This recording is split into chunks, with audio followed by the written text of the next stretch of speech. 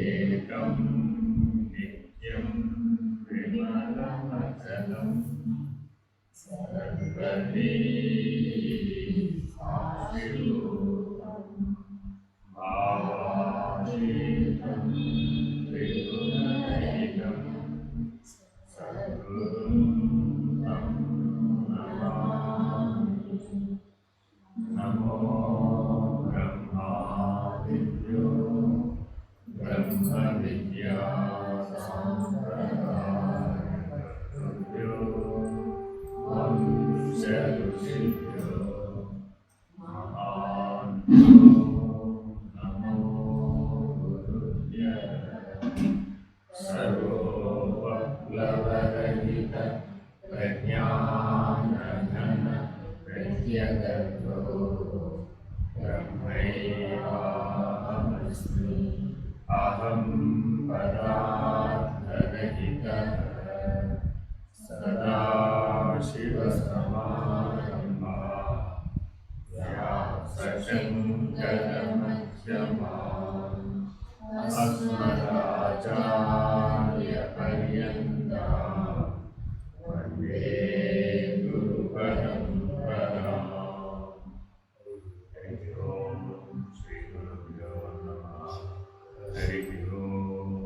ఓం నిర్భయానందాయ విద్మహే అచలపరిపూర్ణాయ ధీమహి తన్నో పరాత్పర ప్రచోదయాత్.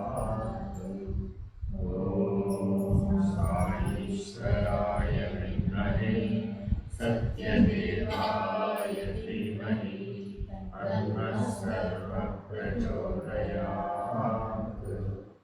ఓం తత్పురుషాయ విద్మహే మహాదేవాయ ధీమహి తన్నో రుద్ర ప్రచోదయాత్.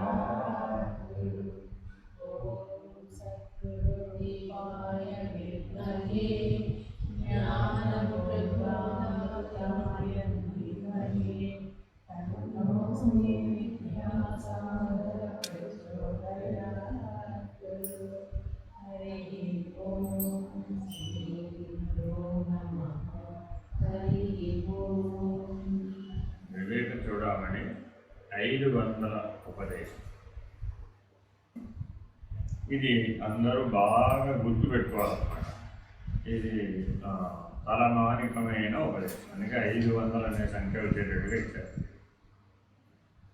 సాధారణంగా మానవుడు ఎన్ని సాధనలు చేసినప్పటికీ, సాధనలు అంటే ఏవైనా కావచ్చు, ఏ ఆశ్రమ ధర్మంలో అయినా కావచ్చు, అంటే బ్రహ్మచర్యంలో కావచ్చు, గృహస్థంలో కావచ్చు, వానప్రస్థంలో కావచ్చు, సన్యాసాశ్రమంలో కావచ్చు, ధర్మాన్ని ఆచరించడం కూడా సాధనే. ధర్మాన్ని ఆచరించడం కూడా సాధనే. అంటే కామం కోసం చేయబడినప్పటికీ ఆ కామం ధర్మం అనేటటువంటి పరిమితి లోపల కనుక ఉన్నట్లయితే అప్పుడు అది విహిత కర్మ, చేయవలసిందే, విడవతగింది కాదు. అంటే ఉదాహరణ చెప్తాను. రోజు నిత్య పూజ చేయాలి. నిత్య పూజ చేయడం కర్మైనా కాదా? కర్మే, కానీ ధర్మం కదా. కాబట్టి ధర్మం పూజ కర్మ కోరిక. నేను రోజు పూజ చేయాలనుకోవడం కోరిక అవుతుంది కాబట్టి అన్ని కోరికలు ఎడవమన్నారు కాబట్టి ముందు ఈ కోరికను విడిచిపెడతాను. అనదంగా తగదా ఇదే. ఏది ఉంటే బాగుపడతావో అవి విడవకూడదు, అంతే కదా. నీ లక్ష్యం ఏమిటి? బంధరాహిత్యం. నీ లక్ష్యం ఏమిటి? జన్మరాహిత్యం. ఎందుకని ఆ 2 లక్ష్యాలను సాధించగలిగేటటువంటిది మానవుడు ఒక్కడే. కోరికే ఎందుకు కాదు? ఎందుకని మనం ఇంద్రియాలను ఉపయోగించాలిగా. పూజ చేయాలంటే ఇంద్రియాలను వాడాలి కదా, మరి కదలాలి కదా. మరి పొద్దున్న లేస్తూనే ఇవాళ కార్తీక సోమవారం అంటే ఈశ్వర పూజ చేయాలంటే అని అనుకోవడం కోరికగా. రుద్రమో ఏకాదశ రుద్రమో ఏది చెయ్యాలన్నా ఇంద్రియాలను వాడాలి కదా. ప్రపంచాన్ని ఉపయోగించాలి కదా, పదార్థాలను వాడాలి కదా, తెచ్చుకోవాలి, ఓ దగ్గర పెట్టుకోవాలి, చెయ్యాలి. అదంతా వ్యవహారంతో కూడుకున్నది కదా. ఆ వ్యవహారంలో మరి కోరిక లేదా? కామం ఉందిగా, ధర్మం కూడా ఉంది. కానీ ఇందులో ఏది ప్రధానం అంటే ధర్మమే ప్రధానం. అక్కడ కోరిక అప్రధానం. బంగారం శివలింగం ఉంటేనే చేస్తానండి, అప్పటిదాకా నేను శివార్థం చేయను అన్నాడు. అది కూడా కోరికే, కానీ బంగారం శివలింగం వాడు సంపాదించేటప్పుడు ఈ నిత్య శివార్థన చేసేది ఎప్పటికన్నా అవుతుందంటారా? అయ్యో గురువు అంటే ఎట్టాపట్టా వాయిదా వేయడానికి ఎత్తుగడ అన్నమాట. కాబట్టి ఇట్లాంటి వాటి వల్ల ప్రయోజనం లేదు. అది విహితమైనటువంటి కోరికే అయి ఉండాలి. అంటే సాధ్యమైనదే ఉండాలి. సాధ్యమై ఉన్నంత మాత్రాన సరిపోదు, ధర్మంగా కూడా ఉండాలి. అర్థమైందండి. మూడోది ఏమిటి? అది నీకు బంధరాహిత్యానికి జన్మరాహిత్యానికి ఉపయోగపడేదే ఉండాలి. ఏ కోరికైనా కావచ్చు. నీకు లక్ష్యం ఏమై ఉండాలి? బంధరాహిత్యం జన్మరాహిత్యం. ఈ కోరిక వలన నీకు జైలు పెరుగుతుందండి అని అనుకోండి. ఎవరైనా చేస్తారా? ఈ పని చేస్తే నీకు 14 ఏళ్ల జైలు శిక్ష పడుతుందండి అన్నారనుకోండి. ఆ పని ఎవరైనా చేస్తారా? లేదు కదా. ఈ పని చేస్తే 100 జన్మల పాటు నువ్వు పుట్టిపోవాలండి అన్నాడు అనుకోండి. ఆ పని ఎవరైనా చేస్తారా? లేదు కదా. కాబట్టి బంధరాహిత్యం జన్మరాహిత్యం అనే లక్ష్యాల దృష్ట్యా నువ్వు కర్మను ఆచరించాలి. ఆచరించేటప్పుడు మరి నీ లోపల నువ్వు ఎలా ఉండాలి? అప్పుడు ఎందుకు ధర్మ విహితమైన కామమును నేనే అని భగవద్గీతలో పరమాత్మ అన్నాడయ్యా అంటే, అలా ఉన్నప్పుడు నువ్వు విలక్షణంగా ఉండడానికి అవకాశం ఉంది. అక్కడ సాక్షిగా ఉండొచ్చు. ధర్మ విహితమైన కామం జరిగేటప్పుడు అందులో కలిసిపోవకుండా సాక్షిగా ఉండు. ఆ సాక్షిత్వం అనే జ్ఞానం నీకు చాలా అవసరం. అది ఎప్పుడు కావాలి? నీకు మృత్యువులో కావాలి. నేనే చచ్చిపోతున్నాను రా బాబు అన్నవాడు మళ్ళా పుట్టాల్సిందే. మృత్యుకాలంలో ఎవడైతే సాక్షిగా ఉన్నాడో వాడు మరల పుట్టాలి. ఈ మాట కూడా భగవద్గీతలో చెప్పాడు. ఎలాగా? అంతకాలే చమామేవ స్మరన్ముక్త్వా కలేవరం ప్రయాతి సమద్భావం. నన్నే స్మరిస్తూ నాయన్నే నీ దృష్టి నిలిపి ఉంచి నీ హృదయంలో నన్నే దర్శిస్తూ ఉంటే 3 పనులు చేయమని అర్థం. ఏం చేయాలి? ఆయనే స్మరించాలి, హృదయంలో ఆయనే దర్శిస్తూ ఉండాలి. అలా నువ్వు నిలకడ చెంది ఉన్నట్లయితే అప్పుడు నువ్వు నన్నే పొందుతావు. ఆయనే పొందడం అంటే ఆయన స్థితి, ఆయన లక్షణం. ఆయన్నే పొందుతావంటే ఆయన ఎక్కడో వైకుంఠంలో ఉన్నాడు, మనం విమానం వేసుకుని వైకుంఠం వెళ్తామని కాదు. అర్థమైందండి. భగవంతుని యొక్క స్మరణ వలన, భగవంతుని యొక్క దర్శనం వలన, భగవంతునిలో లయం అవడం వలన ఆ సాయుధ్యముక్తి లభిస్తుంది. తద్వారా నది సముద్రంలో కలిసిపోయినట్లుగా కలిసిపోతాం. అప్పుడు నది అనే లక్షణాలు ఉండవు ఇక, సముద్రం అనే లక్షణాలే ఉంటాయి. జీవుడు అనే లక్షణాలు ఉండవు ఇక, ఈశ్వరుడు అనే లక్షణాలే ఉంటాయి. ఎప్పుడు మృత్యువులో సాక్షిగా ఉంటే. ఏమండి, కళ్ళెదురుకుండా పులిహారం ఉంటేనే సాక్షిగా ఉండలేని వాడు మృత్యు వస్తే సాక్షిగా ఉంటాడు. అంటే పులిహార అంటే పులిహారనే కాదు, ఏదో ఒక భోగ్యం. ఓ భోగ్యం, ప్రపంచం అంతా భోగ్యమే కదా, అంతేనా కదా? ఆ ప్రపంచం అంతా భోగ్యమే అయి ఉన్నప్పుడు, ఆ భోగ్యం ఎదుర్కొంటా ఉన్నప్పుడు నువ్వు ఎలా ఉండాలంట? సాక్షిగా ఉండాలి, విలక్షణంగా ఉండాలి. ఎందుకని? భోగ్యము, భోగము, భోక్త, త్రిపుటి. ఏది ఉన్నా అక్కడ 3 ఉంటాయి రా బాబు. ఇది మన ఎప్పటి నుంచో చెప్తున్నాం, మొదలుపెట్టినప్పటి నుంచి చెప్తున్నాం. ఎప్పుడు ఏముంటాయి? భోగి, భోగ్యము, భోక్త. భోగి, భోగ్యము, భోక్త. భోజ్యము, భోజనము, భోక్త. ఇవి కూడా త్రిపుటే. లేదండి, ప్రపంచం దృష్ట్యా చెప్పినప్పుడు ఏం చెప్తాం? భోగం, భోగ్యం, భోక్త. భోగ్యం అంటే భోగించాలనే ఆలోచన. అర్థమైందండి. ఏమండి, మీ ఇంటికి అర్థం కావాలండి, ఇంకోటి అర్థం ఎక్కడ దొరుకుతుందండి? ప్రపంచంలో ఎక్కడో చోట దొరుకుతుంది. దొరికినా దొరకదా? మంచి అర్థం ఎక్కడ దొరుకుతుందండి? అర్థం కావాలి, కామం. అంతేనా కదా? మంచి అర్థం కావాలండి, ఎక్కడ దొరుకుతుంది? ఫలానా సెంటర్లో అన్ని అద్దాలు షాపు అంటే ఒకసారి వెళ్ళండి. ఎవరినో అడిగితే వాడు ఏం చేశాడు? అద్దం తీసుకొని చేతిలో పెట్టాడా? పెడితే నీకు నచ్చుతుందే? నచ్చదు కదా. నువ్వేం చేసావు? అద్దాల షాపుకి వెళ్ళావు. వెళ్ళి ఓ షాపు, 2 షాపులు, 3 షాపులు, 4 షాపులు చూసావు. ఈ అద్దమా? ఏ అద్దం అయినా ఒకటే కదా, ప్రతిబింబం చూడటమే కదా. అద్దం అందంగా ఉండక్కర్లేదండి. నేను అందంగా కనపడాలంటే నన్ను అందంగా చూపెట్టేంత అర్థం కావాలి. ఏ అద్దంలో అయినా ఒకే అందం కనపడుతుంది. నువ్వు అందంగా ఉంటే ఏ అద్దంలో అయినా ఒకలాగానే కనపడుతుంది. అది అట్లా కుదరదు. నన్ను అందంగా చూపెట్టి అర్థం ఇవ్వయ్యా అని అద్దాల షాపులో అడగడం మరి. ఏమంటే మీరు అందంగా ఉంటే ఏ అద్దంలో అయినా అందంగా ఉంటుందని సత్యం చెప్తారా ఎవరైనా? నువ్వు అందంగా ఉండేటటువంటి అర్థం నా షాపులోనే ఇంకెక్కడ లేదని ఎవడని చెప్తాడు. ఒకవేళ అలా చెప్పాడు అనుకోండి, అది భ్రాంతి కదా. అవునా కదా? ఒకటి చెప్పాడు, నేను తెలివితేటలు చూసాడు, 4 షాపులు నేను పరిగెట్టు, మా షాపులు అన్నీ అందంగా చూపెట్టే అర్థాలే ఉన్నాయండి ఏమన్నా వీడు కరెక్ట్ అయిన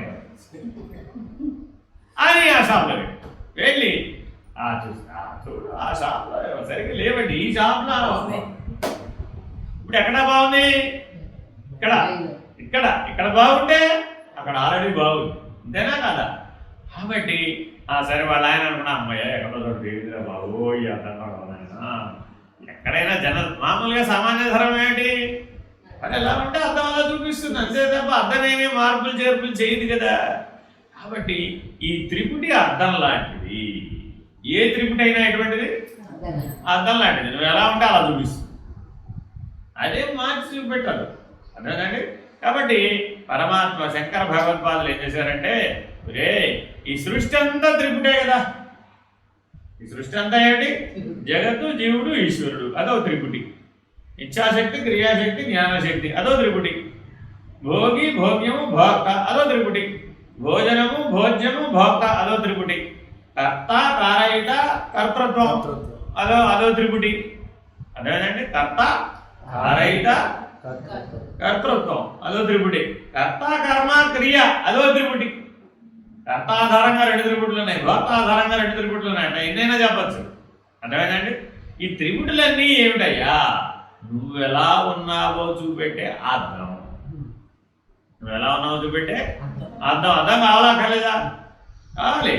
నువ్వు ఎక్కడ నీ లోపం ఎక్కడ ఉందో సరి చేసుకోవాలంటే అర్థం అనేది లేకపోతే ఎలా సరి చేసుకుంటావు అర్థమేనండి. ఇప్పుడు నాకు అన్ని చోట్ల డౌట్ వస్తుంది, శివాలయాల్లో కానీ ఆలయాల్లో పూర్వం మా చిన్నప్పుడు బొట్టు కానీ సింధూరం కానీ పెట్టుకునేది కానీ అర్థం ఉండేది కాదు, అర్థం ఉండేది కాదండి, అర్థం పెట్టేవాడు కాదు. ఎందుకని అని అడిగాను నేను చిన్నప్పుడు, అడిగితే అని చెప్పాడు, ఏమయ్యా నువ్వు ఈశ్వరుడు కోసం కదా ఎందుకు పెట్టుకున్నావు, ఈశ్వరుడు కోసం భగవద్భావన కోసం పెట్టుకున్నావు, విభూతి కానీ గంధం కానీ కుంకుమ కానీ సింధూరం కానీ ఏవైనా ఎవరి కోసం పెట్టుకున్నావు, భగవంతుడి కోసం. అంటే మెచ్చవలసింది ఎవరు, భగవంతుడు. ఇప్పుడు నువ్వు తీరుగా పెట్టుకుంటేనేమో మెచ్చుకుంటాడు, అందంగా పెట్టుకుంటే మెచ్చుకుంటాడు, కనపడకుండా నలగంతా పెట్టుకుంటే మెచ్చుకుంటాడు, లేదంటే మారేమో గుడ్డులాగా పెద్దగా పెట్టుకుంటే మెచ్చుకుంటాడు. దాన్ని బట్టి ఏమన్నా భగవంతుడు నచ్చుతాడా, సంబంధం లేదు కదా. పెట్టేటప్పుడు అర్థం ఎందుకు, అక్కడ అర్థం పెట్టేటప్పటికి ఈశ్వరుడు పక్కకు పోయాడు. చూడండి మీరు కావాల్సి వస్తే భగవంతుడి కోసం ఈ పని చేస్తున్నానని అనుకోడండి వీడు, అర్థమైందంటే బొట్టు పెట్టుకోవడం కూడా ఎవరి కోసం, వాడి కోసం, వాడి అందం కోసం. అన్నట్టు చూస్తాడు వాడు, ఎవడన్నా పక్క వాడు ఎవడన్నా పెడుతున్నాడు అనుకో, డైరెక్షన్ ఇస్తాడు.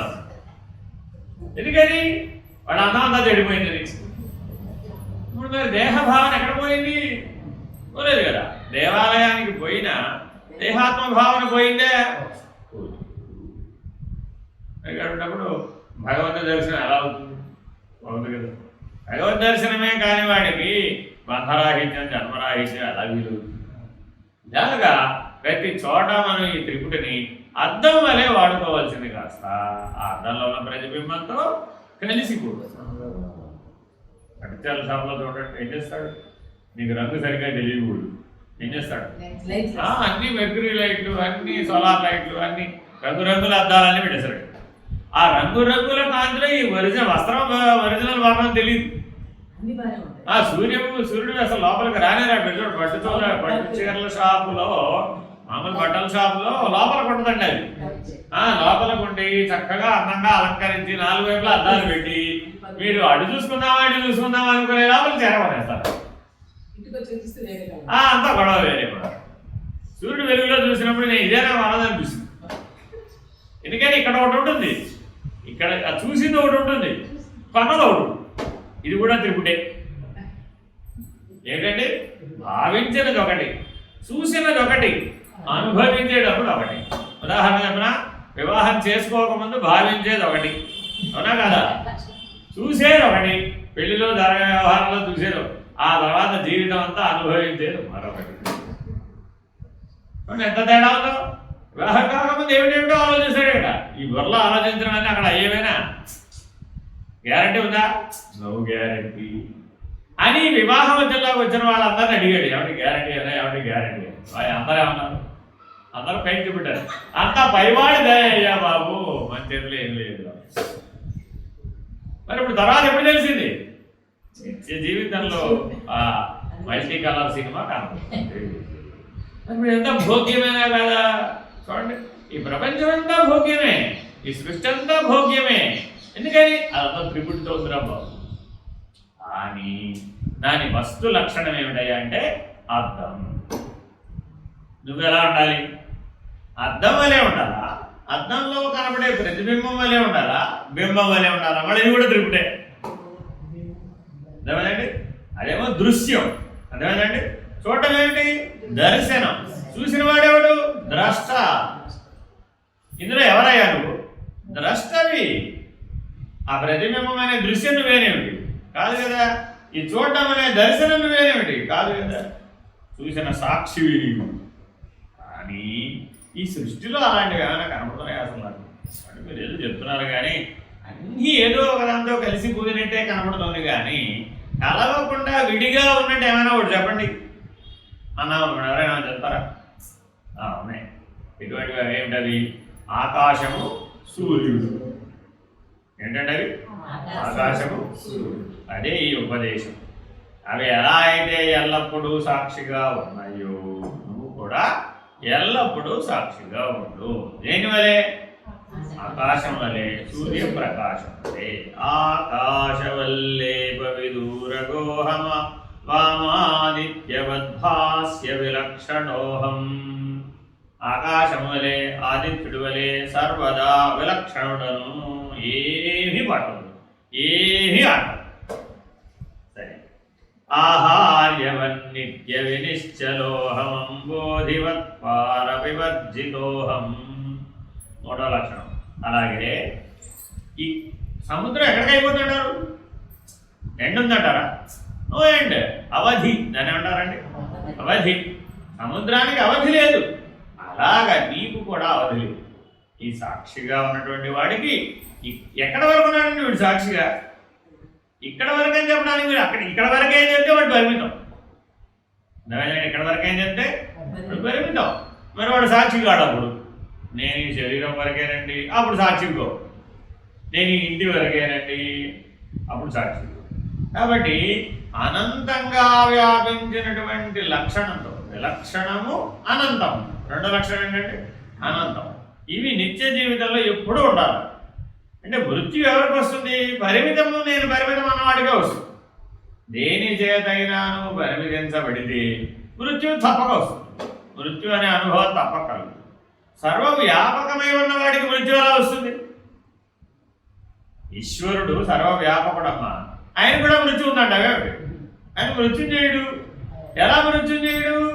సర్వవ్యాపకుడు కాబట్టి. నువ్వు కూడా మృత్యువు లేని స్థితిని పొందాలి అంటే ఆయనకున్న లక్షణం ఏమిటి? అనంతత్వ లక్షణం, సర్వవ్యాపక లక్షణం. అటువంటి సర్వవ్యాపక లక్షణంతో ఉండు. చెయ్యడం కాదు, విలక్షణంగా ఉండాలి, అనంతంగా ఉండాలి. ఎప్పుడు ఇది గుర్తుపెట్టుకోవాలి. ఇవన్నీ ఉండే లక్షణాలు. ఈశ్వరుడు ఏం చేస్తూ ఉంటాడమ్మా? ఏమీ చెయ్యడు, ఊరక ఉంటాడు. నేనేంటంటే ఈశ్వర లక్షణాలతో ఊరక ఉంటాడు అంతే. వ్యవహారం అంతా చేసేది ఎవరు? జీవుడే. వ్యవహారం అంతా ఎవరిది? జీవుడిదే. ఉండటం మాత్రం ఈశ్వరుడే. కాబట్టి విలక్షణమన్నా ఉండడమే, అనంతమన్నా ఉండడమే. రెండింటికి ఉపమానాలు చెప్పాడు. విలక్షణం అంటే ఆకాశము, సూర్యప్రకాశం. ఆకాశము, సూర్యప్రకాశం. ఆకాశం, ప్రకాశం. ఈ రెండు గుర్తుపెట్టుకోవాలి. విలక్షణం అంటే ఆకాశం వలె ఉండాలి, ప్రకాశం వలె ఉండాలి. అనంతం అంటే సముద్రం వలె ఉండాలి. అనంతం అంటే ఎలా ఉండాలి? సముద్రం వలె ఉండాలి. గగనవత్. గగనం అంటే ఆకాశం. బ్రహ్మానందం పరమ సుఖంలో ఉంది గగన సదృశం. కాబట్టి ఎవరైతే ఆకాశం వలె ఉంటాడో వాడు బ్రహ్మానందాన్ని అనుభవిస్తాడు. ఇప్పుడు ఏం చెప్తున్నాడు చూడండి. తాను అసంగుడననియు, స్వయం ప్రకాశుడననియు, అచలుడననియు, అనంతుడననియు. ఈ 4 లక్షణాలని ఇందులో ఇమిడ్చారనమాట. ఆహార్యవన్నిత్య వినిశ్చలోహమంబోధివత్పార వివర్జితోహం. ఏమిటండి ఇవి? అనంతం అచలం, అనంతం అచలం అసంగం. ఏమిటండి విలక్షణం అంటే అర్థం సంస్కృతంలో? అసంగం. అసంగం అంటే అసంగం, అనంతం, అచలం. ఇంకేమిటి? ప్రకాశం, స్వయం ప్రకాశం. ఎట్టి ప్రకాశం ఉన్నది? స్వయం సూర్యుని వలె స్వయం ప్రకాశం. కాబట్టి ఈ 4 మాటల్ని కలిపి సాక్షి అంటారు. సాక్షి సాక్షి సాక్షి అంటుంటారా లేదా? సాక్షి సాధన చేయండి, సాక్షిగా ఉండండి అని జ్ఞాన మార్గంలో అనేక చోట్ల వస్తుంది. ఏమిటి సాక్షి? సాక్షి అనగానేమి అని ఎవరిని అడిగారు అనుకోండి, నిర్ణయంగా తెలిసి ఉండాలి కదా. కాబట్టి సాక్షి అనగానేమి నిర్ణయంగా చెప్తే అంటే ఏ లక్షణం చేతను అసంగుడవు, అనంతుడవు, అచలుడవు, స్వయం ప్రకాశకుడు, అదే సాక్షి. ఎప్పుడు ఉండాలండి? ఎప్పుడు? ఎప్పుడూ అసంగుడవే, ఎప్పుడూ అనంతుడవే, ఎప్పుడూ అచలుడవే, ఎప్పుడూ స్వయం ప్రకాశుడవే. ఈ 4టికి స్వరూప లక్షణాలు అని పేరు. ఏమంటే మీరు ఎలా ఉన్నారండి అంటే ఏదంటారు? నేను తెల్లగా ఉన్నానండి, 50 కిలోలు బరువు ఉన్నానండి, 5 అడుగులు ఎత్తున్నానండి, ఫలానా వాళ్ళకి పుట్టానండి, ఫలానా వాళ్ళని పెళ్లి చేస్తున్నానండి, ఫలానా అప్పుడు పోతానండి, లేదు ఫలానా అప్పుడు చదువుకున్నానండి, ఏదో చెప్తాం. ఇట్లా ఇదంతా ఎవరి గురించి? నీ గురించి. హూ ఆర్ యూ అంటే చాలు. హూ యామ్ ఐ అని నీకు నువ్వే ప్రశ్న వేసుకున్నా సమాధానాలు ఇవే. కానీ నీకేం సమాధానాలు రావాలట? నేను అసంగుడను, నేను అనంతుడను, నేను అచలుడను, స్వయం ప్రకాశం. ఈ సమాధానాలు ఎవరికైతే మెలకు ఆకల నిద్రలలో వస్తాయి, ఈ సమాధానాలు ఎప్పుడు రావాలట? మెలకువలోనూ రావాలి, కళలోనూ రావాలి, నిద్రలోనూ రావాలి. అలా వచ్చినటువంటి వాడెవడో వాడే ఆత్మనిష్ఠుడు, వాడే స్వరూప జ్ఞాననిష్ఠుడు, వాడే ఆత్మనిష్ఠుడు. ఎప్పుడు అలా ఉండాలట. ఒక క్షణం ఉంటే ఒక క్షణం ఉండకపోవడం కుదరదు. మీరు పాఠం చెప్పినంతసేపు మేము అలాగే ఉంటామండి, తర్వాత మళ్ళీ మామూలే, అప్పుడు ప్రయోజనం. పూజా మందిరంలో ఉన్నంతసేపు అలాగే ఉంటామండి, బయటకు వస్తే మాత్రం ఆలయంలో ఉన్నంతసేపు ఇలా ఏదో పరిమితి చెప్పావు, అప్పుడేమైపోయింది? ప్రయోజనం అది ఎప్పుడు ఉండటం కాదుగా మరి. కాబట్టి చాలా జాగ్రత్తగా కార్తీక మాసం అంతా బాగుంటానండి, తర్వాత మాత్రం బాగు ఏమై ఇప్పుడు తర్వాత అంటే శివ శివ శివ ఈశ్వర ఈశ్వర ఈశ్వర అంటాం కదండి. మరి కార్తీక మాసం అంటే ఉపవాసాలు, శివాలయాలు, అభిషేకాలు, అర్చనలు, దీపాలు, నానా హడావిడి. ఎంత హడావిడో కార్తీక మాసం అంతా హడావిడి. సముద్ర స్నానాలు, ఒకటా రెండా ఎన్ని పనులు. ఈ పనులన్నింటి మధ్యలో మరి మిగిలిన విషయ భోగాలు అనుభవించడానికి అవకాశం లేదుగా. కాబట్టి ఈ మాసం అంతా ఎలా ఉంటాడు? అది ఏకంగా కైలాసంలో ఉన్నట్టే. తర్వాత ఏముందండి? ధనుర్మాసం కదండి. అప్పుడంతా పులిహార, దద్దోజనం, చక్కెర పొంగలి, వ్యవహారం, భోగం అంతా బాలభోగం పొద్దునే ఉండాలి కదండి. మరి ఏ నెల ఆ నెల ఇలా మార్చుకుంటూ పోతే అప్పుడు ఏమవుతావు? మరి ఆత్మనిష్ఠుడు అలా లేడే. ఇలా ఈ వ్యవహారం చేత లేడు. కార్తీక మాసంలో చేసిన వ్యవహారం చేత ఆత్మనిష్ట నిరూపితం కావడం లేదు. ధనుర్మాసంలో చేసే వ్యవహారం చేత నిరూపితం కావడం లేదు. కానీ ఎప్పుడు ఏ లక్షణంతో ఉన్నాడు? సర్వదా అసంగుడు, అనంతుడు, అచలుడు, స్వయం ప్రకాశకుడు. అనగా నేను ఆత్మ అసంగత్వాది లక్షణ లక్ష్యమగు పరబ్రహ్మమని అర్థం. నేను ఆకాశము వలె నిర్లిప్తుడను, గగనమంతటను వ్యాపించి ఉన్న ఏ ఉపాధితోనూ నేను సంబంధము లేనివాడను. ఆకాశంలో ఎన్నో వస్తువులు ఉన్నాయా లేవా? ఈ సృష్టి ఎక్కడ ఉంది? ఆకాశంలోనే ఉంది. దేనికైనా ఆకాశం అన్నగారంటావా చెల్లెలు గారు? ఏ సంబంధం పెడదామంటారు? ఆకాశం మీకు ఏముందండి అంటే ఏం చెప్తారు ఎవరైనా? ఆకాశం నాకేం కాదండి అంటారా లేదా? మీ అక్కగారా చెల్లెలు గారా? మీ తండ్రి గారా తల్లి గారా?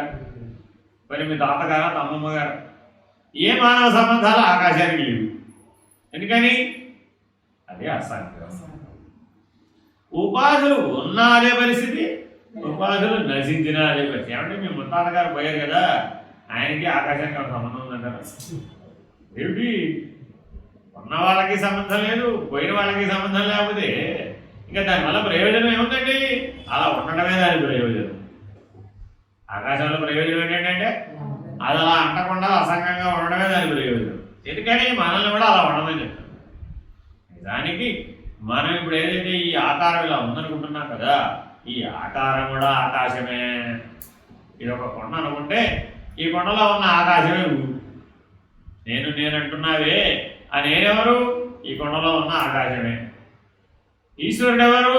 అదిగో అది కూడా ఒక కొండే. ఇది చిన్న కొండ, అది పెద్ద కొండ కావాలి, అంతే తేడా. ఇది ఘటము, అది పటం. ఇదేంటండి? ఇది ఘటం, అది పటం. ఈ ఘటాకాశం ఆ పటాకాశంలో కలిసిపోయింది. ఒకటేగా వేరువేరా? కలిసిపోయిందా? వేరువేరుగా ఉందా? ఆకాశం ఎప్పుడు ఒకటిగానే ఉందిరా బాబు. కొండ చేత ఆకాశం వేరవుతుంది ఎక్కడన్నా? వేరైపోయిందని భావించవు కాబట్టి కొండ పగలేస్తే కానీ కొండలో ఉన్న ఆకాశం బయట ఆకాశంతో కలవలేదు. ఒరే బుర్ర తక్కువ, బయట ఆకాశం లోపల ఆకాశం ఎప్పుడు కలిసి ఉన్నాయిగా, మళ్ళా కలపడం ఎందుకు ప్రత్యేకంగా? No no no no no, కొండలో ఆకాశం వేరే, జీవుడు వేరే, దేవుడు వేరే అన్న వాళ్ళందరికీ ఇది ఒక పెద్ద చెంప పెట్టాను. ఆకాశమే వేరువేరుగా లేదు కదా. ఆకాశానికి ముందున్న దేవుడు ఇక్కడ వేరే, అక్కడ వేరే, ఇందులో వేరే, అందులో వేరే అని అలా చెప్తావు. ఆకాశమే కలిసిపోయింది. ఇది ఘటాకాశం, అది పటాకాశం. దానికోసం మృత్యువు తర్వాతే ముక్తి వస్తుందంటే అర్థం లేదు. ఆకాశాన్ని కలిపేయడానికి కొండ పగలేయాల్సిందే అని అంటాడు అంతే. మీకు కొండ పగలేయడం గమనిస్తే తెలిసిపోవడంలే, గ్రహిస్తే తెలిసిపోవడంలే, గుర్తిస్తే తెలిసిపోవడంలే. అక్కడ ఇక్కడ ఉన్నది ఆకాశమేనని గమనించి గుర్తించి ఆకాశం వల్లే అసంగుడుగా ఉండాలి. సర్వదా అవిద్యారహితుడవకు నేను సర్వత్రా వ్యాపించుండు వాడను అయినాను. సకల దృశ్యం యొక్క సంబంధం లేనివాడు. ఈ ఆకాశంలో ఈ భూమి మీద ఎన్ని దృశ్యాలు జరుగుతున్నాయి ఏంటండి? ఏమో లెక్క పెట్టడానికి వీళ్ళని. కానీ దేంతో అయినా ఆకాశం సంబంధపడిందా లేదా? ఇంతకీ పద్మావతీదేవి ఎవరు తనయా? ఎందుకు చెప్తున్నారని మనకు అక్కడ ఆకాశానికట ఒక కూతురు పుట్టిందట. ఆ కూతురు పేరు పద్మావతి అట. ఆవిడని శ్రీనివాసుడు మెచ్చాడు. ఈయనేమో వైకుంఠం నుంచి దిగు వచ్చేసాడు. ఆ కళ్యాణం కథ చూస్తే ఏదో చెప్తున్నట్టు అనిపించరాలే. అదేదో మామూలుగా ఎవరికీ సంబంధం లేని వైకుంఠంలో ఉన్న నారాయణుడు లక్ష్మీదేవి అలిగిందని వచ్చేసాడు. ఆయనకంటే ముందే లక్ష్మీదేవి భూలోకంలోకి వచ్చి కూర్చుందట. ఆవిడ వెతుక్కుంటూ ఆయన వచ్చాడట. ఆయన వచ్చి తీరా ఆకాశరాజు కుమార్తె పద్మావతి దేవిని చూసి పరిణయం ఆడాడు. ఇదే కదా. ఏం చెప్తున్నాడు మనకి ఇప్పుడు ఇందులో? నువ్వెవరు? శ్రీనివాసుడు. నేనెవరు ఇప్పుడు? శ్రీనివాసుడు. నేను కూడా ఏం చేశాను ఇప్పుడు? వైకుంఠం నుంచి దిగి వచ్చాను. ఎక్కడికి? తల్లి గర్భంలోకి. భూలోకం అంటే ఏంటి? తల్లి గర్భంలోకి దిగి వచ్చావు. తర్వాత ఏం చేసావు? ఆకాశరాజు తనయని వెతికావు. ఏం చేసావు పుట్టిన తర్వాత? ఆకాశరాజు తనయని వెతికావు. అందరూ ఎవరి పుత్రికలు మీరందరూ పద్మావతులే. ఏమిటి మీరందరూ పద్మావతులు? అందరూ ఆకాశానికి పుట్టిన వాళ్ళు, అందరూ ఆ తల్లి గర్భానికి పుట్టిన వాళ్ళు. తల్లి గర్భంలో ఆకాశం లేదేమిటి? ఈ శిశువు అక్కడే కదా తయారైంది. మరి మీరందరూ పద్మావతులు కదా? ఆ పద్మావతులే. ఆ ఆకాశం అనే గర్భంలో పద్మావతి అనే దృశ్యం వచ్చింది. ఇప్పుడు ఆకాశం అన్న మారిందంటావా? అంటిందంటావా? పెరిగిందంటావా? తరిగిందంటావా? మరి ఈ అసలు లేని ఆకాశరాజుకి లేని పద్మావతి ఎలా పుట్టింది? పద్మావతి అంటే అర్థమే తెలుసు మీకు? పద్మావతి అంటే పద్మములు కలిగినది. పద్మావతి అంటే ఏమిటి? పద్మములు కలిగినది. ధనవంతుడు అంటే ఎవరు? ధనము కలిగిన వాడు. అలాగే పద్మావతి అంటే పద్మములు కలిగినది. మనం అందరం పద్మావతులే. స్త్రీ పురుష భేదం లేదా అక్కడ. ఎందుకని? అందరిలో మూలాధారం నుంచి సంవత్సరాల దాకా పద్మాల మీద పద్మాలు కాదే. అది పద్మావతి అంటే అర్థం. కుండలిని శక్తే పద్మావతి, వేరే ఇంకేం లేదు. మరి ఇప్పుడు ఈ కుండలిని శక్తి శ్రీనివాసుడిని చేరడం ధర్మమేక. మూలాధారంలో ఉన్న కుండలిని శక్తి సహస్రారంలో ఉన్న శ్రీనివాసుడిని చేరిందట. 7 కొండలు దిగి వచ్చాడు పాపం అందుకోసం ఏమిటి పెళ్లి తీసుకోవడం. పెళ్ళి అంటే ఏమిటి? ఇప్పుడు సహస్రారంలో ఉన్న కొండలన్నీ పెట్టి మూలాధారంలోకి దిగి రావడమే పెళ్ళి. మోక్షం అంటే ఏమిటి? మూలాధారంలో ఉన్నటువంటి పద్మావతి శ్రీనివాసులు మళ్ళా సహస్రారానికి ఎక్కారట. ఎక్కితే పద్మావతి ఏం చేసింది? రానుభో అన్న. రానుభో అంటే నువ్వు రాకపోతే నేను ఉంటాను ఎక్కడ అన్నట్టు ఆయన 7 గంటలు ఎక్కేసాడు. మనం ఇప్పుడు ఏం చేయాలి? సరేలేవమ్మా, ఈ సంసారం ఇప్పుడు నీతో రాబోతే ఏం పోయింది, ప్రపంచం నీతో రాబోతే ఏం పోయింది? ఇప్పుడు నేను రానుభో అన్నది ఎవరు? ఇప్పుడు సంసారం, ప్రపంచం, శరీరం, అంతేనా కదా? నువ్వు రాకపోతే నేను ఉంటానేమిటి అని నువ్వు ప్రశాంతంగా శ్రీనివాసులా 7 కొండలు ఎక్కువ సహస్రాలలో ఉండు. అదే శ్రీనివాస కళ్యాణం, అదే నిత్య కళ్యాణం. ఎందుకంటే రోజు కళ్యాణం అయింది. ఏ దేవాలయంలో ఉండదండి, ఆయన ఒక్కడ ఒకటంటే నిత్య కళ్యాణం. ఏంటి నిత్య కళ్యాణం? ఆ రోజు సహస్రారానికి ఎక్కడన్నా బాబు నిత్య కళ్యాణం. ఇప్పుడు కింద తిరుపతిలో ఉంటావా, తిరుమల ఎక్కాల్సిందే. పైగా కళ్యాణం విశేషం. ఏమంటే కళ్యాణం టికెట్ అండి బాబు, 2000 రూపాయల టికెట్. ఏమిటయ్యా 2000? శ్రీకర దర్శనం. వాళ్ళకే శ్రీకర దర్శనం. అందుకని డైరెక్ట్ బంగారు వాగిల్ దగ్గర ఎంట్రీ ఇచ్చేస్తాడు కళ్యాణం చేయించుకున్నవాడు. ఎందుకనండి వాడు 7 కొండలు ఎక్కాడురా బాబు. ఇలా మేము ఎక్కడేంటి, నువ్వు ఎక్కడ వేరు వాడు ఎక్కడ. కళ్యాణం పూర్తయ్యేటప్పటికీ సహస్రారానికి చేరుకోడండి. గేట్ తెరవడమే అంతే, గర్భాలయం గేట్ తెరిస్తే మహావిష్ణు దర్శనమే. ఇప్పుడు వాడు అక్కడ దాకా వెళ్ళిపోయిన తర్వాత నేను వేరేని అంటాడే. అనడానికి వాడు ఎక్కడ ఉన్నాడు అసలు. కాబట్టి నిత్య కళ్యాణం చేయించుకున్న వాడికి ముక్తి ఎప్పుడు? ఎప్పుడు? అనంతుడు. ఈ పేర్లన్నీ ఎవరివండి?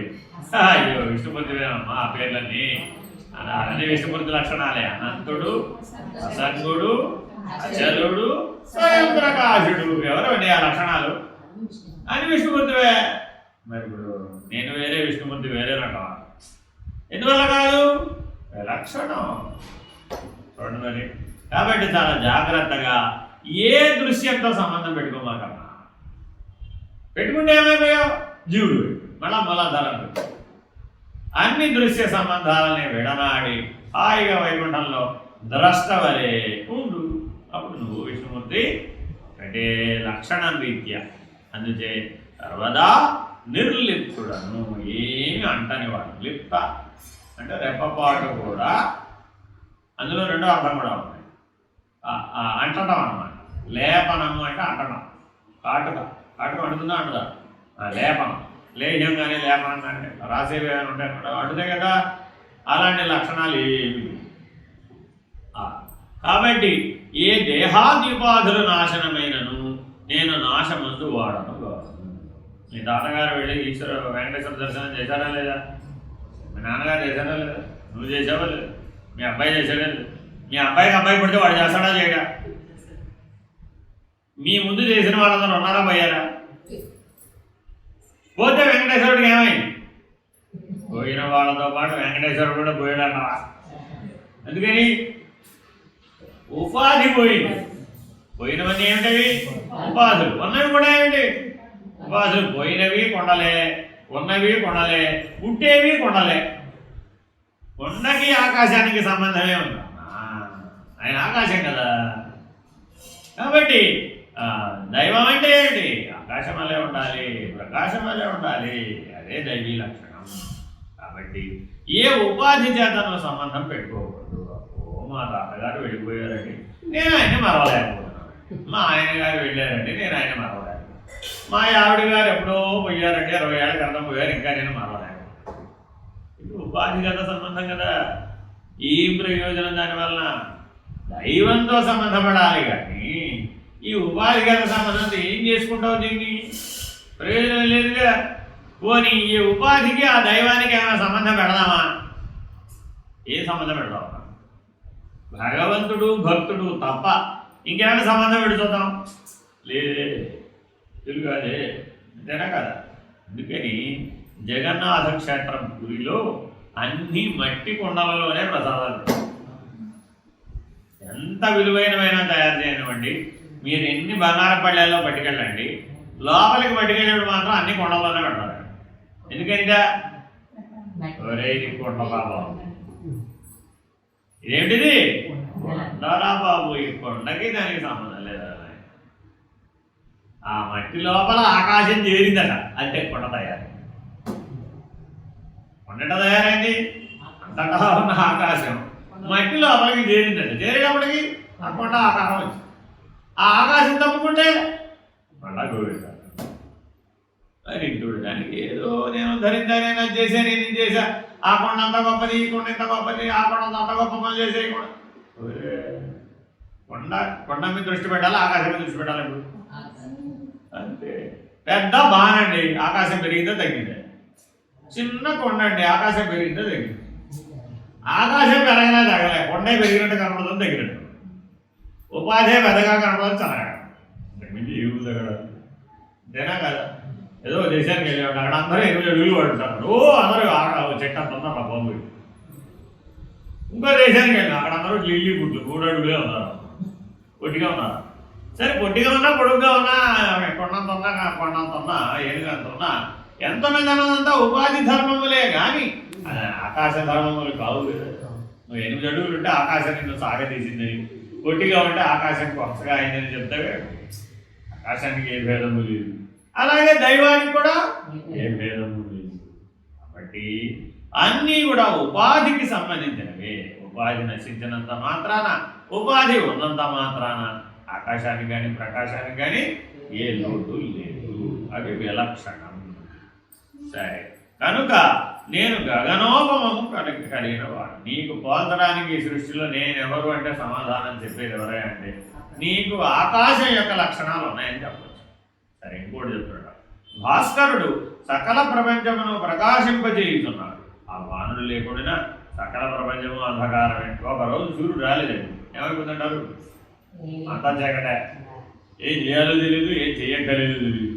ఒక్కసారి ఆలోచించుకోండి, సూర్యుడు లేని సృష్టిని ఊహించండి, ఎంత ప్రమాదం. అవునా కదా? ఎందుకని కొంతకాలం కనుక అలా ఉందంటే జీవకోటి అంతా నశించిపోదు.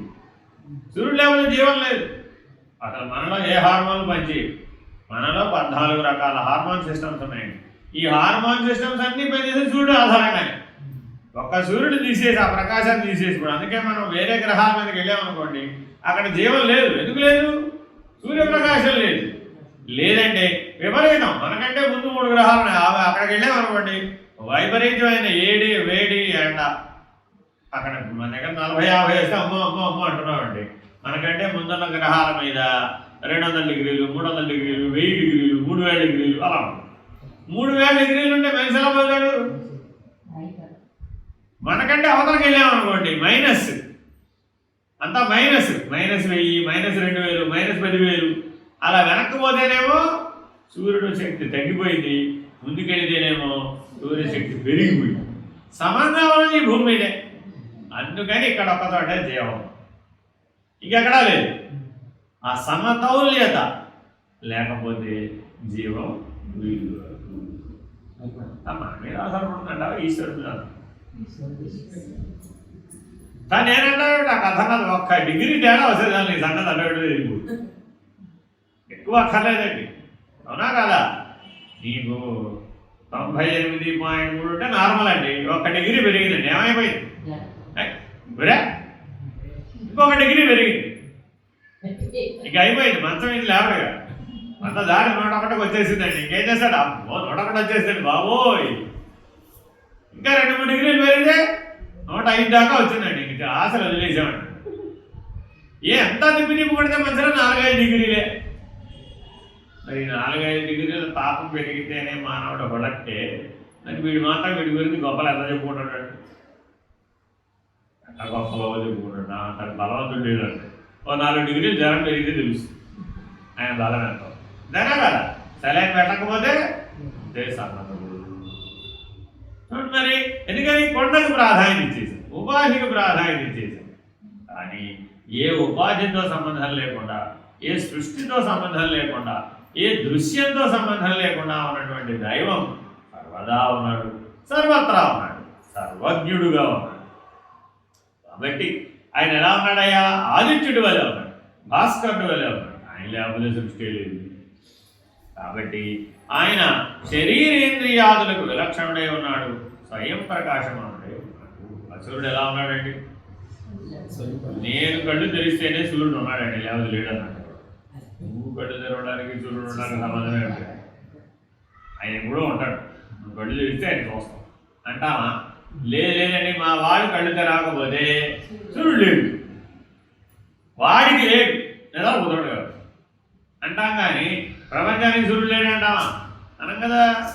కాబట్టి ఈశ్వరుడు ఎప్పుడూ ఉన్నాడు, వాడెవడో కళ్ళు మూసి నిద్రపోతాడు, వాడు లేడు. కొంతమంది భగవంతుడు లేడంటారండి, వాడు ఏం చేస్తున్నట్టు నిద్రపోతున్నాడు, వాడు ఒప్పుకోడు, అలాగే అంటాడు భగవంతుడు లేడు. ఎందుకని? కళ్ళు తెరిచి చూసే ఉంటాడు, తెలుసు. కళ్ళు తెరిచి చూడకపోతే చూడండి, మీ పిల్లలు నిద్రపోతుంటారు, లేవరా అంటారు, 6 అయిపోయింది 7 అయిపోయింది సుప్రభాతం పాడుతూ ఉంటారు. ఏమంటాడు? నువ్వు పడుకోమా, ఇంకా సూర్యుడు రాలేదు. ఆ చెడు కూడా మని కూడా లేవాడు. మన మీద 4ంటికి 5ంటికి లేస్తామండి, అప్పుడే లేచాడు, పడగా ఇంకా సూర్యుడు రాలేదు ఇంకా అంటారు. ఊరిని చూడండి, ఇప్పుడు ఏమైపోయింది? ధర్మం తగ్గిపోదా? ధర్మం అంటాం. ధర్మం అంటే ఏంటి? ఆకాశం వల్లే ఉండటం, ప్రకాశం వల్లే ఉండడమే ధర్మం. పరబ్రహ్మస్వరూపము ఆ చైతన్య ప్రసరణము లేకుండా సమస్త ఇంద్రియములు జడములైపోతాయి. ఆ సూర్యప్రకాశం లేకపోతే మన ఇంద్రియాలే పనిచేయాలి, మాయాంధకారంలో మునిగిపోతాయి. కావున పరమాత్మ యొక్క ఆ చేతనే సమస్తమును ప్రకాశవంతము చేస్తుంది. సూర్యోదయ ప్రభావం చేత మనలో చైతన్యం వికసిస్తుంది, చైతన్యం వ్యక్తమవుతుంది. అప్పటిదాకా నిద్ర అనే తెర వెనక్కిపోయి అవ్యక్తం అయిపోయింది, సుప్త చైతన్యం అయిపోయింది. అది కాస్త నిద్రాణమైన చైతన్య స్థితి నుంచి జాగ్రత్త చైతన్యంగా మేలుకుంటుంది. అందుకని మనకి మెలకు వస్తుంది, లేకపోతే రావడం. ఇవి గుర్తుపెట్టుకోవాలి. సహస్రారంలో నిద్రాణమైన చైతన్యం జాగ్రత్త చైతన్యంగా మారినప్పుడు మనకి మెలకు వస్తుంది. సూర్యుడు రావడానికి 2.5 గంటల ముందు ఈ మార్పు జరుగుతుంది. ఎక్కడ జరిగినప్పుడు సూర్యోదయం మొట్టమొదట సహస్రారంలో జరుగుతుంది. ప్రతి మనిషి సహస్రారంలోనూ జరుగుతుంది. ఎప్పుడు జరుగుతుంది? సూర్యోదయానికి 2.5 గంటల ముందు జరుగుతుంది. అప్పుడే మనకు మెలకు రావడం ప్రారంభం అవుతుంది. తెలివైన వాడెవడు అంటే సహస్రారంలో సూర్యోదయం అవ్వగానే లేచి మేలుకొని తన యొక్క కర్తవ్యాన్ని నిర్వహించడానికి పూనుకున్న వాడెవడో వాడు తెలివైన వాడు, ప్రజ్ఞావంతుడు. అందుకని ఎప్పుడు లేవాలన్నారు? సూర్యోదయానికి 2.5 గంటల ముందు లేవాలి. అది బ్రహ్మముహూర్తం అంటే అర్థం. బ్రహ్మముహూర్తం అంటే ఆ సహస్రారంలో బ్రహ్మజ్ఞానం వలన నిద్రాణమైన చైతన్యం, సాక్షి చైతన్యం వల్ల 3 రకాలు ఉన్నాయండి చైతన్యం. 1 సాక్షి చైతన్యం, 2 నిద్రాణమైన చైతన్యం, 3 జాగ్రత్త చైతన్యం. అంటే ఇది చైతన్యానికి 3 స్థాయిలు ఉన్నాయి మనలో. ఎప్పుడూ సాక్షి చైతన్యం గుర్తించిన వాడి, ఒకవేళ అలా గుర్తించలేదు అప్పుడు ఎందులో మునిగిపోయావు? నిద్రాణమైన చైతన్యంలో మునిగిపోతావు. సరే, మళ్ళీ ఏమయ్యావు? ఒక దశకు వచ్చేటప్పటికి అదే సహజంగా జాగ్రత్త చైతన్యంగా మారిపోతుంది. నిద్రాణమైన చైతన్యం జాగ్రత్త చైతన్యంగా మారుతుంది. ఆ మారే సమయంలో మేలుకొని తన యొక్క కర్తవ్య కర్మలను భగవద్ ఆదేశంగా భగవంతునితో అనుసంధానపరిచి ఆ భగవద్ దర్శనం పొందనే ప్రయత్నం చేసేవాడు ఎవడో వాడే సాధకుడు. కాబట్టి పరమాత్మ యొక్క ఆ చైతన్యమే సమస్తము ప్రకాశితం చేస్తుంది. వాని అన్నింటికీ ప్రకాశకుడు భగవంతుడు ఎవడండి? ఇవన్నీ ప్రకాశ్యం. ఇంద్రియములన్నీ ఏంటి? ప్రకాశ్యం. ప్రపంచం అంతా ఏంటి? ప్రకాశ్యం. సృష్టి అంతా ఏంటి? ప్రకాశ్యం. ప్రకాశింపజేసేవాడు భాస్కరుడు. ఎవరు? సూర్యనారాయణ. అందుకే సూర్యుడు నారాయణుడు. ఆయన ప్రకాశ్యం కాదు, ప్రకాశం. ఆయన ప్రకాశం, ఈయన ప్రకాశ్యం. ఆయన ప్రకాశకుడు. ఇది కూడా త్రిపుటి. ప్రకాశకుడు, ప్రకాశ్యము, ప్రకాశము. ఇది కూడా ఒక త్రిపుటే. కానీ ఇక్కడ కూడా నారాయణ ఎలా ఉన్నాడు? సాక్షిగా ఉన్నాడు. అందుకని సూర్యనారాయణ. ఒకటి సూర్యుడు అలా మనకి విలక్షణమైన నారాయణుడే ఇంపార్టెంట్. భోజ్యము, భోజనము, భోక్త. అక్కడ కూడా నారాయణుడు సాక్షి. అందుకని అక్కడ ఏమన్నాం? అతిథి దేవో భవ. భోజనం కోసమే పిలిచాం. అక్కడ ఏమన్నారు? ఇప్పుడు భోజనము, భోజ్యము, భోక్త. కానీ అందులో ఉన్నటువంటి సాక్షి చైతన్య నారాయణుడు. ఎక్కడెక్కడైతే సాక్షి చైతన్యం మనం గుర్తించామో అక్కడక్కడల్లా దైవం అంట, నారాయణుడు అంట. సాలగ్రామం నారాయణైనా కాదు. ఎలాగా? సాలగ్రామో స్వయం విష్ణువు. ఎలాగా? అది రాయేనా కాదా? రాయే. అది నీళ్ళలోనే ఉందా లేదా? ఉంది. దాంట్లో ఒక పురుగు అదంతా ఏర్పాటు చేసిందా చేయలేదా? చేసింది. ఈ మూడింట్లో ఏదది? ఇది కాదు, విలక్షణం. ఆ విలక్షణమైనది కాబట్టి అది నారాయణుడు. ఇది గుర్తుపెట్టుకోవాలి. ఎక్కడెక్కడ విలక్షణమనే లక్షణాన్ని మనం గుర్తించడానికి అవకాశం ఉందో అక్కడక్కడలా పట్టుకొని ఎవరు పెట్టేశాం? నారాయణమూర్తి పెట్టేశాం. అంతే, వేరే ఇంకేం లేదు. అదేనండి, మూలాధారణువా, అనాహరణువా, ఆజ్ఞానువా? మూడు మన దగ్గర మూడు ఉన్నాయి. మూలాధారం, అనాహతం, ఆజ్ఞానం ఉన్నాయా లేవా? ఈ మూడిట్లో ఏది నువ్వు? విలక్షణం, సహస్రారం. ఆ మూడు కాదా ఎవరో దానవతల. ఆ దానవతల అనట నారాయణుడు. ఈ మూడిట్లో మునిగిపోవడం జీవుడు. ఏ మూడైనా చెప్పు, ఆ మూడిట్లో మునిగిపోయేవాడు ఎవరు? నువ్వు జీవుడు. కావున నాకు సూర్య దృష్టాంతం ఉచితమై భాషించుతుంది. ఇకను సుఖదుఖములు సాక్షిచే భాషించుతుంది. కనుక సాక్ష్యభ్యాసములని సాక్ష్యభ్య ఆభాస్యములని చెప్పకూడదు. ఇవన్నీ కూడా ప్రతిబింబ సమానమైనటువంటివి. సాక్షి అయినటువంటి నారాయణుడే సత్యము, విలక్షణమైన నారాయణుడే ఏ కాదు. స్వస్వరూపమందు చలనము లేక స్థిర చిత్తము కలవాడనై ఉన్న నేనే ఏ విక్షేపములు లేనందున పర్వతము వలె నిశ్చలుడనై ఉన్నాను. ఇవన్నీ నీ లోపల వచ్చిపోతున్నాయా లేవా? సృష్టి, స్థితి, లయం, పుట్టడం, పెరగడం, పోవడం, అలాగే భోజనం, భోజ్యం, భోక్త, భోగము, భోక్త, భోగ్యం, అలా కర్త, కర్మ, క్రియ, ఏ త్రిపుడైనా అనుకో, ఇవన్నీ వచ్చిపోతున్నాయి. కానీ మనం మారిపోతున్నావా? మారడం లేదు. నేను నిశ్చలుడను, కదలనుకోవడం. ఒక పెద్ద తుఫాన్ వచ్చిందండి, కొండ ఏమైనా కదులుతుందా? కదలదా? ఏంటండి తుఫాను కొండలు ఎగిరిపోతాయి ఎక్కడన్నా? ఎక్కడోగా. అలా ఎన్ని త్రిపుటులు వచ్చినా కూడా త్రిపుటులు అనేది తుఫాన్ లాంటివి. గాలి, నీరు, నిప్పు లేదా భూమి, ఈ మూడు శక్తుల యొక్క ప్రభావం చేత తుఫాన్ ఏర్పడుతుంది. ఏమిటంటే భూమి, నీరు, గాలి, ఈ మూడింటి యొక్క ప్రభావం చేత తుఫాన్ ఏర్పడుతుంది. నిప్పు కూడా కలిసింది అనుకోండి, అప్పుడు అది ఉప్పెన. అదే బడబాగ్ని, సముద్రంలో కూడా ఒక అగ్ని ఉంటుంది. ఆ నాలుగోది కూడా కలిసింది అనుకోండి, అప్పుడు అది ఉప్పెన. సముద్రం వచ్చి కొండలం కొట్టుకుపోతుంది. మామూలుగా అయితే కొట్టుకుపోదు. మామూలుగా తుఫాను, వర్షం వస్తుంది. సో మూడు శక్తులు కలిసే తుఫాను, త్రిపుటి అది కూడా. కాబట్టి అన్ని త్రిపుటులు ఏమిటి? తుఫాను. మనం ఎలా ఉండాలి? అమ్మవారి కొండవలే ఉండాలి, కలిగిపూ. అర్థమేనండి? అనిశ్చరుడు. అలాగున ప్రకృతి విక్షేపములకు కథలు వాడను కాను, ధీరుడను, అవన్నీ అజ్ఞాన స్వభావములని జ్ఞాని కదలక ఉంటుంది. జ్ఞాని అంటే ఎవరయ్యా? కదలక ఉండేవాడు. త్రిపుటి అనే తుఫానుకి కదలని వాడేవాడు వాడే జ్ఞాని. జగత్తు, జీవుడు, ఈశ్వరుడు, అది కూడా త్రిపుటే. ఆ త్రిపుటి కదలని వాడేవాడు ఆత్మస్వరూపుడు, బ్రహ్మస్వరూపుడు, జ్ఞాని. ఆ విధమున కేవల విజ్ఞానమయుడకు నేను జ్ఞాన పరిపూర్ణుడనై దేశ కాల వస్తువులచే అంతము లేనివాడు. నాకేమైనా పరిమితులు ఉన్నాయా? ఇప్పుడు దేశం అనే పరిమితి లేదు, కాలం అనే పరిమితి లేదు, వస్తువు అనే పరిమితి కూడా లేదు. ఏమంటే మీ ఇంట్లో మాత్రమే ఆకాశం అని మా ఇంట్లో లేదు. పరిమితిని ఒప్పుకుంటారు ఎవరైనా? అదేమిటి? ఇల్లు అనే పరిమితి నువ్వు. మీ దేశంలో ఆకాశం వేరే, మా దేశంలో ఉన్న ఆకాశం వేరే. దేశము పనికిరాదు.